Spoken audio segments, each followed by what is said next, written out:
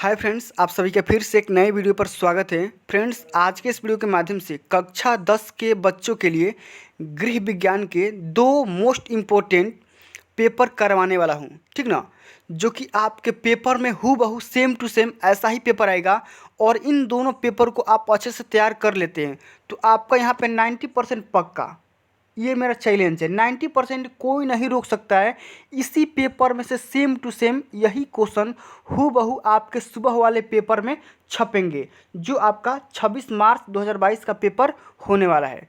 तो वीडियो बहुत ज़्यादा मोस्ट इंपॉर्टेंट है, वीडियो को शुरू से एंड तक जरूर देखना। उसके पहले वीडियो को लाइक कर देना, चैनल पर नए हैं तो चैनल को सब्सक्राइब करके साथ में सारे बेल आइकन भी प्रेस जरूर कर देना।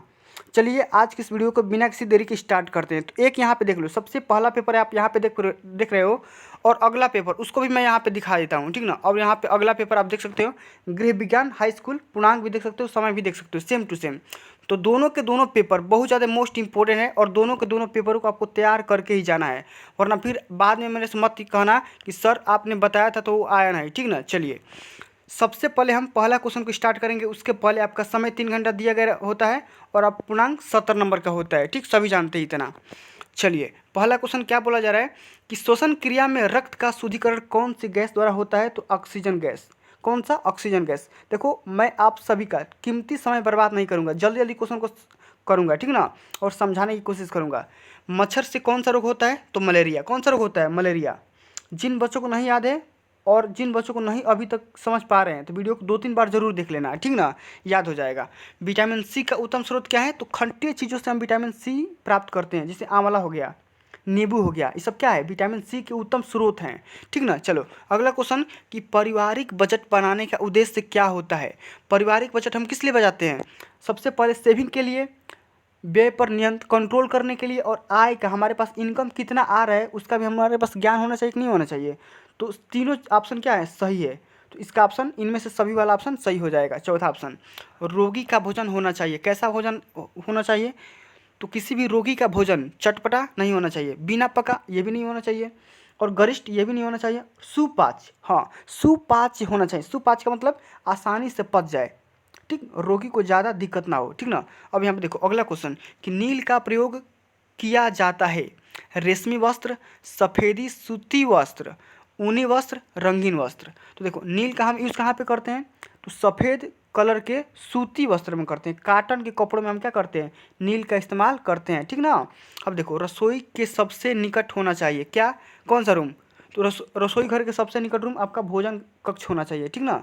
चलो अगला क्वेश्चन, 1 किलोग्राम चावल का दाम 60 रुपये है, तो 4 किलोग्राम चावल का मूल्य बताइए।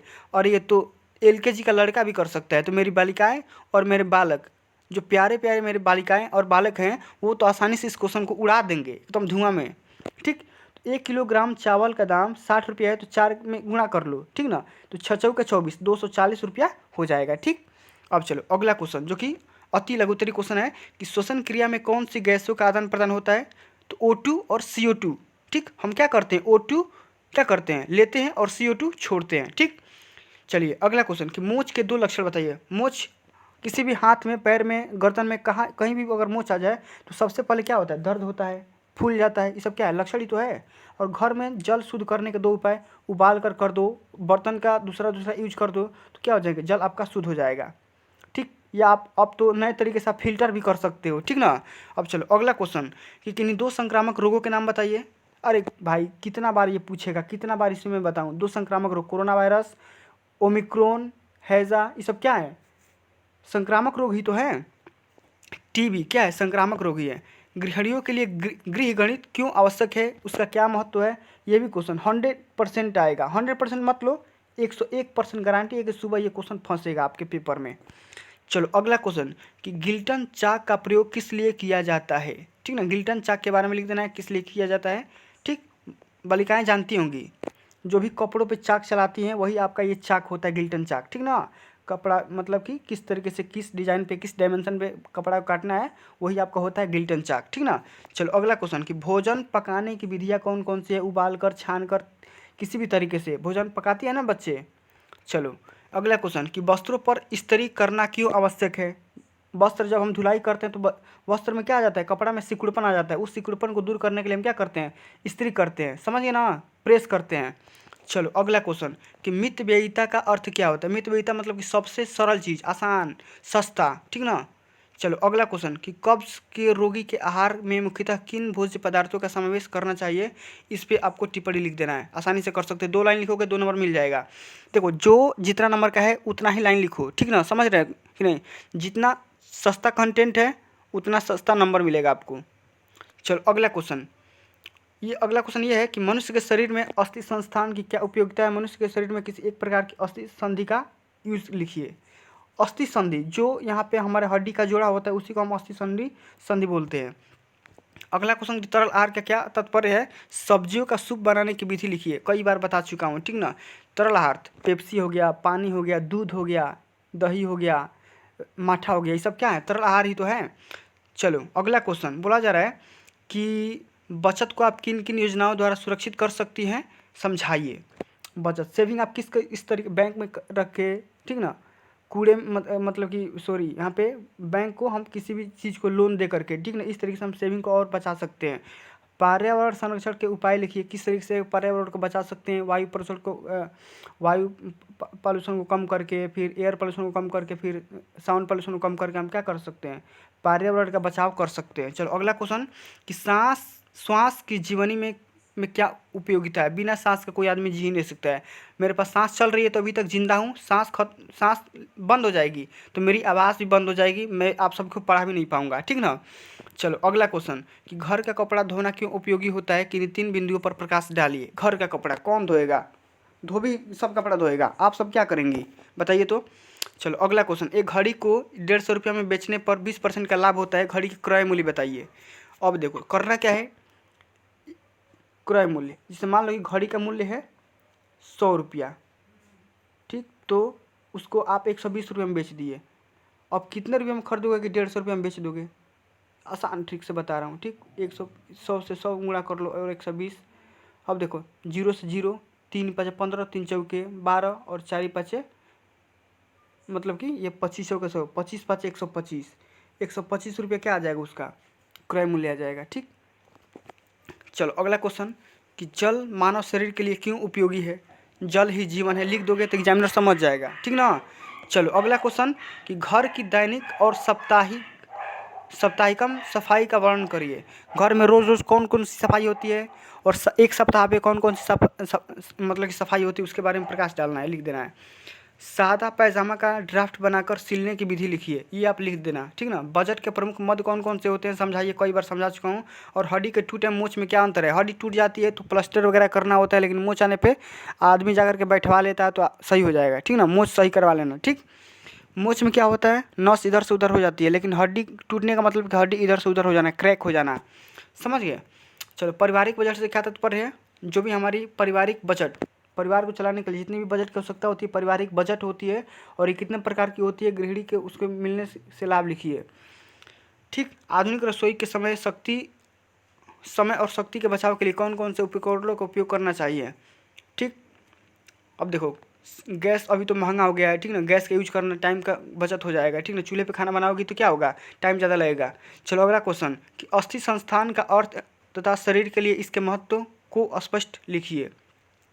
या अशुद्ध जल को से फैलने वाले कौन कौन से रोग होते हैं। अभी मैंने बताया कि हैज़ा क्या होता है, हैज़ा डायफीरिया मतलब कि कई सारी तरीके के रोग उत्पन्न होते हैं, ठीक ना। किसी एक रोग के कारण, लक्षण और बचने के उपाय लिखिए।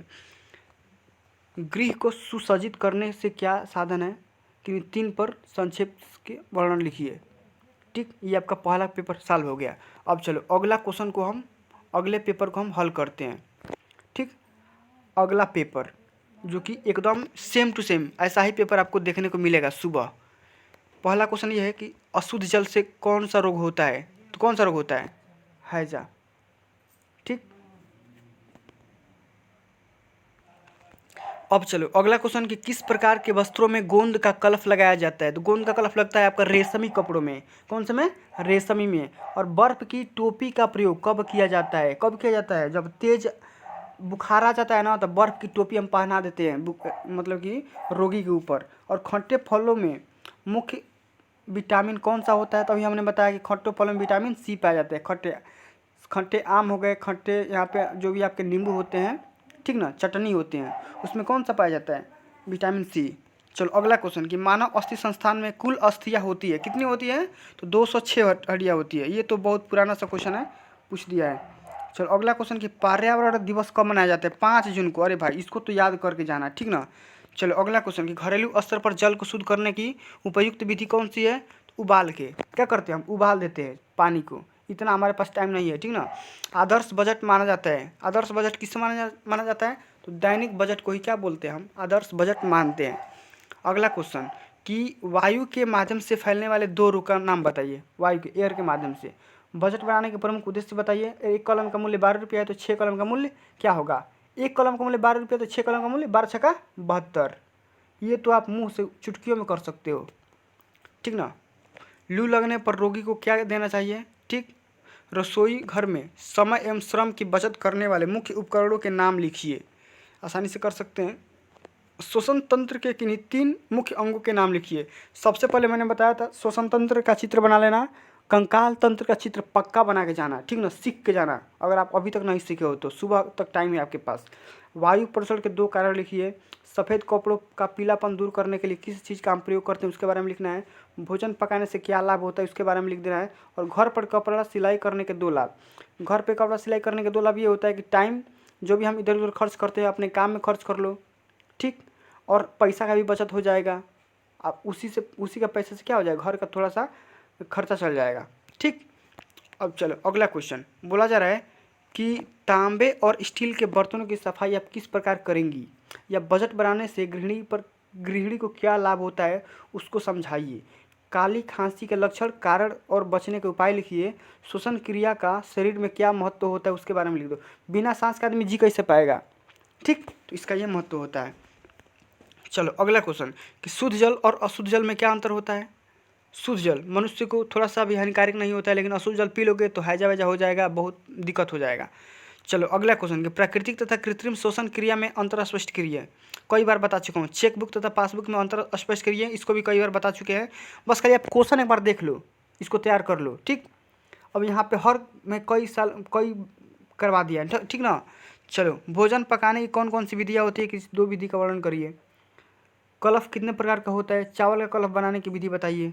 सिलाई किट क्या होता है? सिलाई किट वो होता है जो सिलाई से संबंधित छोटी छोटी चीज़ों को हम उसी किट में रख देते हैं, ठीक ना। इनमें से कौन सा सामान रहता है, ठीक। जल प्राप्ति के विभिन्न स्रोत लिखिए। जल कहाँ कहाँ से प्राप्त कर सकते हो उसके बारे में लिखना है। मानव शरीर में अस्थियों की क्या उपयोगिता है उसके बारे में लिख देना है, ठीक। अगला क्वेश्चन कि डाक खाने में निम्न किन किन योजनाओं द्वारा धन को सुरक्षित रखा जा सकता है विस्तार में स्पष्ट करिए। इसको 2-3 पन्ने में स्पष्ट कर देना, 6 नंबर मिल जाएगा आसानी से। जल किस प्रकार दूषित होता है? अशुद्ध जल के प्रयोग से स्वास्थ्य पर क्या प्रभाव पड़ता है उसके बारे में आसानी से लिख देना। अगला क्वेश्चन श्वसन तंत्र के प्रमुख अंग है। फेफड़ों की रचना, कार्य का देखो अभी मैंने बताया ना, श्वसन तंत्र याद कर लेना और कंकाल तंत्र का फिगर याद कर लेना, ठीक ना। ये गारंटी 101% गारंटी दे रहा हूँ, एकदम आएगा पेपर में, एकदम आएगा, गारंटी है। अब देखो पर्यावरण प्रदूषण से क्या समझते हैं या कितने प्रकार का होता है, किसी एक के बारे में स्पष्ट लिखिए। इसको भी तैयार करके ही जाना है, ठीक ना।